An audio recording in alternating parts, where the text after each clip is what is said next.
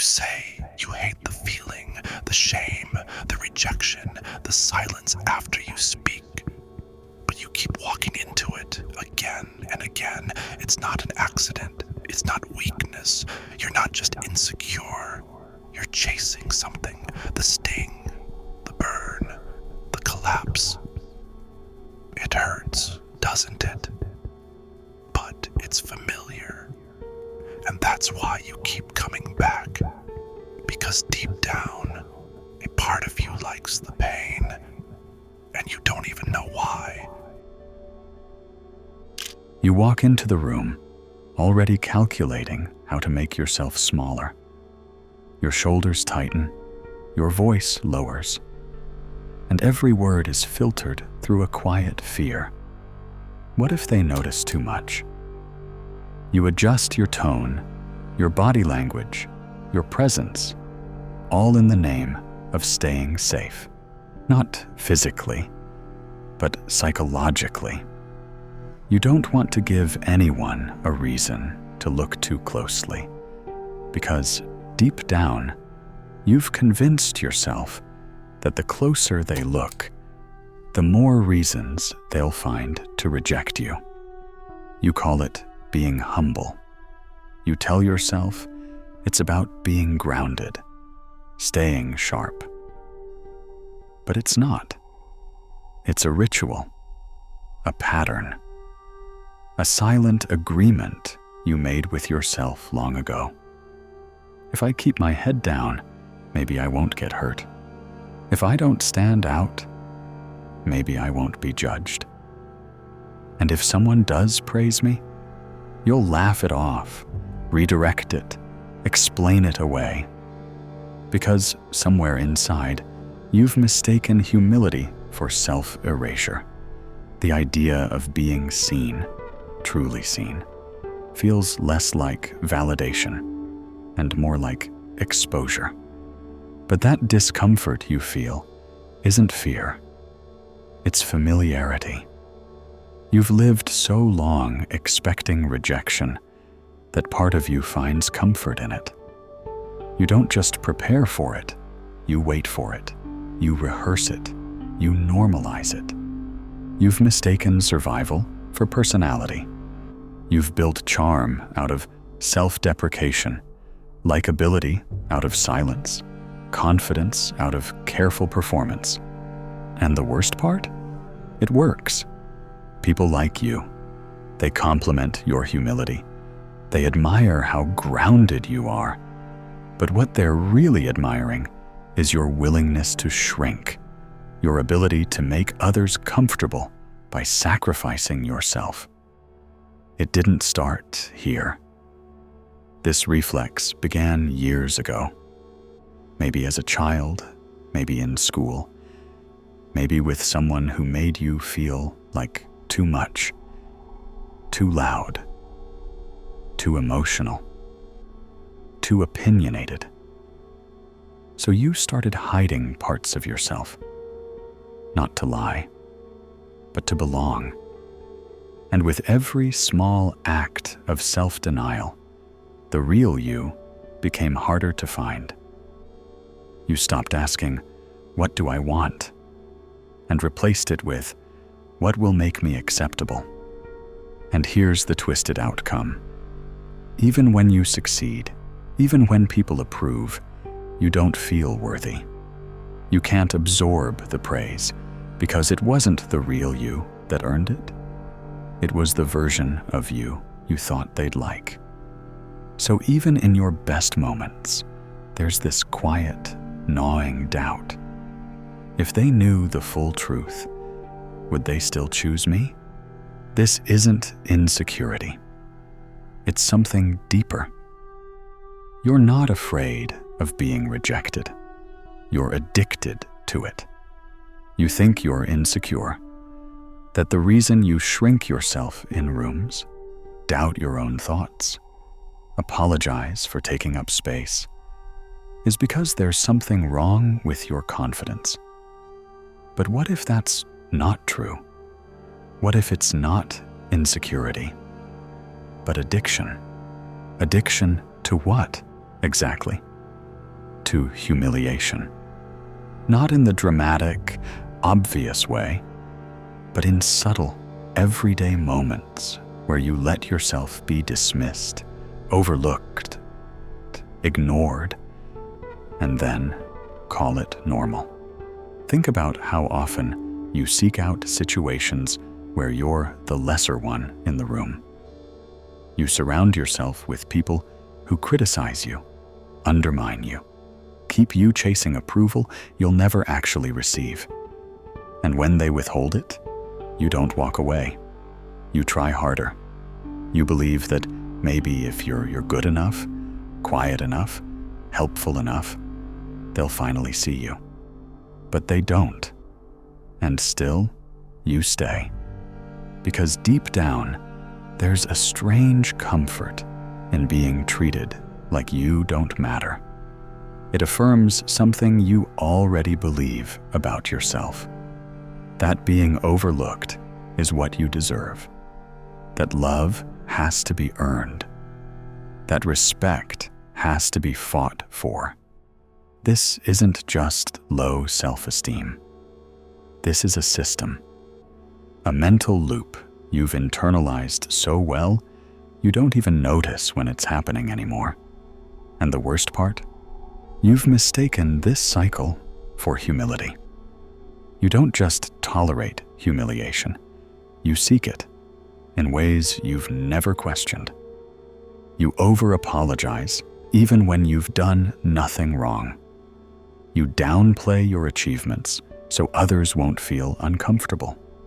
You defer decisions to people who haven't earned your trust. And when someone treats you with indifference, you don't pull away. You get attached. Why? Because part of you has learned to equate suffering with worth. The harder you try, the more invisible you feel. And the more invisible you feel, the harder you try. It's a cycle that convinces you love is conditional, belonging is earned, and any ease or joy must first be paid for in self-betrayal. This isn't about being too nice. It's about a deep-rooted belief that being mistreated is just part of being accepted. And the people around you? They're not always cruel. Some are just used to you being small, quiet, accommodating. They've learned that you'll never push back. You've taught them that your boundaries are flexible, that your silence is consent. So they keep taking, and you keep giving, until resentment grows in the shadows, and you start believing that everyone else is the problem. But the truth is, part of you is addicted to the dynamic. Because if someone finally treated you with full respect, full presence, full attention, would you even believe you deserve it? Or would you flinch and find a way to sabotage it, just to return to the pain that feels familiar? When humiliation becomes familiar, dignity starts to feel like a lie. You confuse indifference with mystery. You mistake criticism for honesty. You call emotional distance maturity. And you chase after people who never quite choose you. Because deep down, being overlooked feels safer than being seen. That's what this really is. Safety. Not comfort. Not confidence. Just safety in the predictable rhythm of rejection. You've learned how to function inside it. You know how to make excuses for it. And over time, you convince yourself that enduring it makes you stronger. But it doesn't. It just makes you quieter. Because when people cross your boundaries, you don't get angry. You get ashamed. You internalize it. You wonder what you did wrong, what signal you gave off, what part of you invited the disrespect. And And instead of demanding more, you shrink to be less. But what if the shame isn't yours? What if the voice in your head that tells you to stay silent, stay agreeable, stay small, was never yours to begin with? What if you inherited it from a parent, a teacher, a system that benefited from your obedience? You don't hate yourself. You hate the version of you that was shaped by someone else's expectations. And every time you return to people who make you feel inadequate, what you're really doing is returning to the identity they gave you. The one that said love must be earned, worth must be proven, and silence must be kept. Most people think they're insecure because they don't believe in themselves. But the truth is darker. You do believe in yourself, just not in the way you've been taught to. You believe you can survive anything. You believe you can tolerate mistreatment, rejection, abandonment. You believe you can be unloved and still stay. And that belief, it becomes your identity. You've made peace with being the one who always tries harder, the one who forgives first, the one who explains, apologizes, adjusts. Not because you think you're wrong, but because somewhere along the way, someone convinced you that your pain was less important than their comfort. So you stopped asking for what you needed. You stopped expecting to be chosen. And now you cling to anything that gives you the illusion of being wanted, even if it's just breadcrumbs of attention, even if it costs you your self-respect, even if it hurts. This isn't insecurity. It's an addiction to humiliation, a learned dependence on the very thing that keeps you powerless. And the scariest part? You've confused it with love. Because it feels familiar. Because it's always been there. Because deep down, you don't know who you are without the struggle. But here's the truth. Love is not suffering. Attention is not affection. And humiliation is not proof that you're trying hard enough. It's a pattern, a prison. And the key was never in trying harder. It was in realizing you were never supposed to be here in the first place. You often call it insecurity. You say you're just shy or not confident enough. But if you look closely, it's something far more twisted. This isn't just low self-esteem. It's a pattern, a loop you keep repeating, because deep down, it's become familiar. You've learned to find comfort in humiliation, not in the dramatic, loud ways people usually imagine, but in subtle, invisible moments that slowly chip away at your sense of worth. Being ignored, overlooked, dismissed, these experiences no longer shock you. They feel expected. And because they're expected, they feel safe. At some point in your life, rejection stopped being painful and started being predictable. You adapted. You made yourself smaller. You convinced yourself that being invisible was easier than being misunderstood. And now, when someone finally treats you with genuine interest or kindness, it feels foreign. You flinch. You pull away. You tell yourself they're lying or that they'll change their mind. Because your self-image isn't. Because your self-image isn't built on value. It's built on absence, on not being chosen. And so, you sabotage it. You retreat when things go well. You underplay your strengths. You mock your own successes before anyone else can. Not because you hate yourself, but because a part of you has accepted that this is just how life works. And anything that threatens to rewrite that story feels unbearable. The truth is, you've been conditioned to find safety in being beneath others. You don't chase validation just to feel loved. You chase the rejection that always comes after.